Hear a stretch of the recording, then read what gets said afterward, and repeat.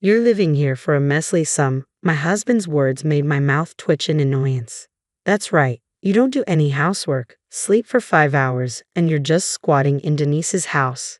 You're like the black sheep of the family. Why don't you just leave? Black sheep, huh? Who's the real black sheep here?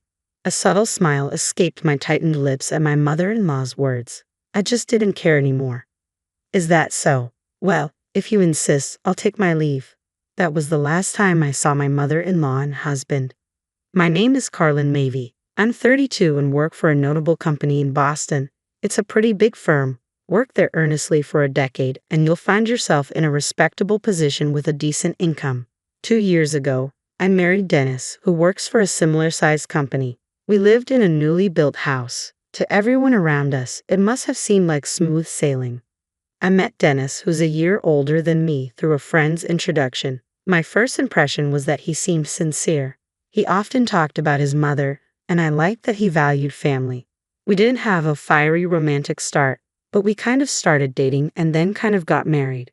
Even after marriage, we had no children because we both needed to continue working. We lived in a house too big for just the two of us, enjoying the comfortable newlywed life. Because we were both working, we often missed each other, but we made sure to value the time we spent together, and we had no financial problems. I thought we were doing well, until now. Unlike me, who had lived alone since starting college, Dennis lived with his parents until just before our marriage. Born and raised in Boston, both his college and current workplace were not far from his family home. I only knew his late father through photos. Dennis was still in high school when his father passed away. He probably didn't want to leave his mother alone. I met my mother-in-law for the first time at a dinner arranged for both families to meet. Dennis had told me his mother was about the same age as my own, but she looked much younger, a truly beautiful woman. Nice to meet you, Carlen. My son speaks so highly of you. Please take good care of him. My mother-in-law smiled warmly as she spoke. I couldn't sense any of the hardships she must have endured after losing her husband. Nice to meet you too, mother-in-law. I'm looking forward to becoming family, I replied, feeling relieved. I thought that this person and I might actually build a good family relationship together. Our home seemed to promise a fulfilling future, always filled with laughter and warmth.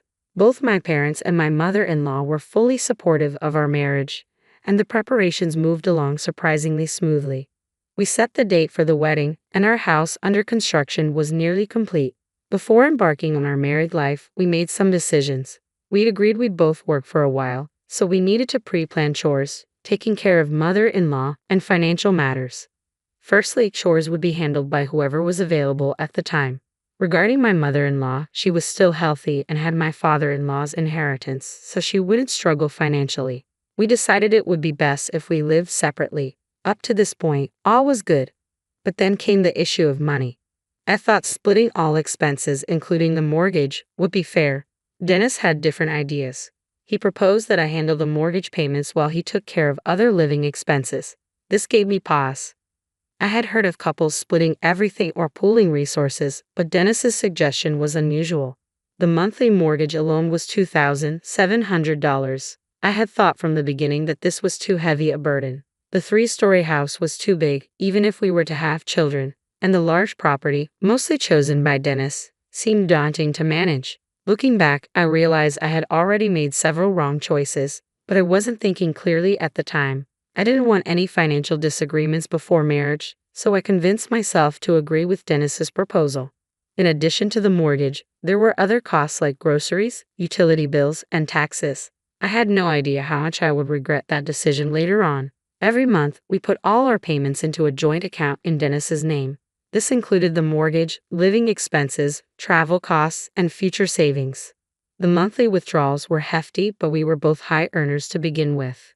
Given our busy work schedules and limited time off, the joint account should have been continually growing. Why isn't there as much money as I expected? I stumbled upon it by chance. I casually opened our savings book to see how much we had saved up, wondering if we had some major expenses. I couldn't recall anything significant. That left the possibility that Dennis might have spent on something, but he didn't mention anything during our last family meeting. We both had busy work schedules. I left before Dennis woke up, and he came home after I'd gone to bed, so we often didn't get to talk much even though we lived together. To break through this disconnect, we started having regular family meetings. We discussed big financial decisions like how to spend our savings and future travel plans. We just had a family meeting a few days ago. Seeing our savings dwindle without hearing anything about it at the meeting was odd. I couldn't believe what I was seeing, I thought, scanning through the latest transactions.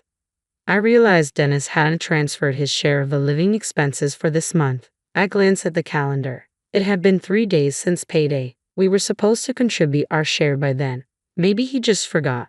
Dennis was coming home late today, so I decided to ask him gently tomorrow and then forgot all about it. 3 months later, I remembered. Come to think of it, I never actually checked. Did he make the transfer like he was supposed to? With that thought, I opened the drawer in our living room TV stand and pulled out the bank book for our joint account, which was under Dennis's name. I flipped through the pages and my eyes widened. What's going on here? The balance had decreased even more since last time. A growing sense of distrust filled me. I could hear my own heartbeat ringing in my ears.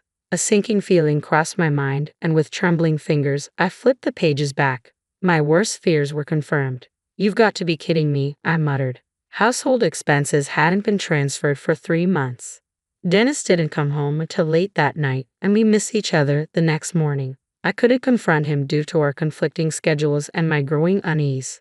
Finally, I caught him on the weekend and declared that we were having an emergency family meeting. Dennis reluctantly sat on the living room sofa and looked at me, his face serious as if he knew I had discovered the truth. You know what this is about, don't you? As much as I wanted to explode in anger, I started the conversation as calmly as possible. Dennis nodded quietly. Why haven't the household expenses been paid for the last 3 months? The truth is, what Dennis told me was beyond anything I could have imagined. To cut to the chase, Dennis had quit his job without telling me. This all started 4 months ago. My coworker got promoted before me. Can you believe it? A guy less competent than me. The boss is clueless. The company is a mess. What's the point of staying at a place that can't even evaluate people properly? I was stunned. I couldn't find the words to respond. Sure, it's frustrating to be surpassed by a coworker. I get that, but we have a family and we just built our house. Shouldn't you secure another job before quitting? Isn't that just common sense? I thought he was a man of integrity. That's why I married him. I didn't recognize this man who spoke so rashly. So what's the plan? You were going to find another job, right? Of course, I want to show them. I'm planning to get a job at an even bigger company, so cover our living expenses till then. Dennis replied, unfazed, as if he didn't grasp the gravity of the situation. He didn't even apologize. Not that I needed an apology, but the sense of betrayal was overwhelming. Everyone has times when they're unhappy at work and want to quit. I don't love my job every single day either. What hurt most was that he didn't even consult me first. So I agreed to cover the expenses, but only for a short time. Dennis seemed to be actively job hunting while I was at work. Initially, I thought it would be fine. There were job magazines on our living room table, and I figured he'd find something soon. But months passed, and I began to realize I had been too optimistic. A year went by, and Dennis still hadn't found a job. You've been supporting me for a year now. Can't you just keep doing it? You're the one with the stable income anyway, he said. I was already struggling with the mortgage and the cost of living was piling up, making me work harder than ever before. I willingly took on overtime and even worked weekends. I barely had time to breathe, let alone handle chores. I was sleep-deprived and disoriented. I almost fainted on the train to work today. Dennis's offhand comment didn't sound like a joke to me, and even if it were, I couldn't take it that way. What was the point of our marriage? Of me working so hard? I began to lose sight of everything. I'm going out, I mumbled, knowing Dennis probably wouldn't hear me, and headed for the door. Today was another work day. I had to make money no matter what. Dragging my feet to work, I survived the day on willpower alone. I finally headed home more exhausted than when the day started. It was already past 10 p.m. and dark outside. I'm home, I called out as I pushed the door open. I noticed something unfamiliar in the entranceway. A pile of cardboard boxes. What's this? I wondered. They were too old and sloppily packed to be delivery boxes. Just then, the living room door opened, and Dennis appeared, his face covered in stubble. Oh, they're for my mom. She was having a hard time living alone, so we decided she should move in with us. What? I didn't hear anything about this, I said, my anger surging. Living together? What on earth was he talking about? Ever since he quit his job without telling me, I had no idea what he was thinking. I used to worry about his mother living alone, and I'd even thought we could have a good family relationship. But I didn't know then that my seemingly cheerful and pleasant mother-in-law would turn out to be a real piece of work. The same could be said for my husband, too. What are you talking about? She's my mother. Helping her is a given. Are you stupid or something? Dennis's tone was dismissive. At this point, my opinion didn't matter anymore. I had enough of understanding this throughout my married life. A few days later, my mother-in-law showed up with a big grin. She hugged Dennis at the front door and gave me a sarcastic smile. "Oh, Carlen, you're here. I heard you're always busy with work, so I assumed you wouldn't be around," she said. Her words, "You probably don't do much housework, do you?" cracked my already fragile heart even more. My malevolent mother-in-law and my unemployed husband Dennis had finally pushed me to my breaking point. I couldn't see any hope for the future. Life with my mother-in-law was harder than I had ever imagined. When I'd get home late from work, she'd snark, "What are you doing not taking care of the house? You're failing as a wife." Dennis, far from defending me, would add insult to injury. "I'm letting you live in my house, so at least do the housework." How easy it would have been to say, "You're not working, so why don't you do it?" But no, that would only lead to more insults and emotional wounds. I didn't even have the energy to argue back anymore. My mother-in-law would just loaf around the house all day, never doing any housework, as if it were the norm. Dennis had become so entitled to being taken care of that the job listing magazines had disappeared from our living room. The only thing I could do while dealing with these two burdens was to work relentlessly. I needed money to live, but more than that, being engrossed in my job allowed me to forget the harsh reality. People around me probably found it strange to see me more focused on work than I was before getting married, despite not being married for very long. Occasionally, I felt concerned glances my way, but I was grateful they didn't say anything. If someone showed me kindness now, I was afraid I wouldn't be able to go on. Long days of working late, catching the last train home, squeezing in just 5 hours of sleep, and then heading back to the office as soon as dawn broke had become my routine. At this point, weekdays and weekends didn't even matter. But I did plan on taking a half day off sometime this weekend. The fact that I had to use that precious half day for a family meeting to tell those two that we couldn't continue living like this, especially when my savings kept dwindling, almost broke me. I knew my mother-in-law was constantly ordering food delivery, but recently even Dennis had been joining in. They'd been indulging in steak and caviar during the day. What's worse, they'd even been taking trips together. For now, they were just day trips, but it could escalate to international travel. I used to put extra money into our joint account, but after realizing how much they were spending, I now only transferred just enough to cover the monthly withdrawals. In other words, if they kept up the spending, payments would start falling behind, leading to a worst-case scenario. So here we are, the three of us gathered in the living room over the weekend. The two of them, now shadows of their former friendly and genuine selves, are glaring at the papers I've spread out on the coffee table. "What's the meaning of this, Carlen? What are you trying to say with all this paperwork?" My mother-in-law squints up at me. "It's a breakdown of our income and expenses. We can't continue living like this. I told you I'll pay it back when I get a job. Just hold on a bit. And the mortgage is just a measly $2,700. I'm letting you live in my house, so don't make a fuss over such a measly sum." "My house? You're letting me live here?" Measly sum. Words I can't ignore make my lips twitch. That's right, you're the black sheep here, sleeping 5 hours a day, not doing any housework, and living in Dennis's house. Why don't you just leave? Black sheep? Who's the real black sheep here? A laugh escapes my tightened lips at my mother-in-law's words. Everything suddenly becomes inconsequential, or maybe, just maybe, I finally realized that there was never any need to try so hard. All right, no more bending over backward, not for these people. I felt like a weight had lifted from my body and soul. Is that so? Well then, I'll take you up on that and leave.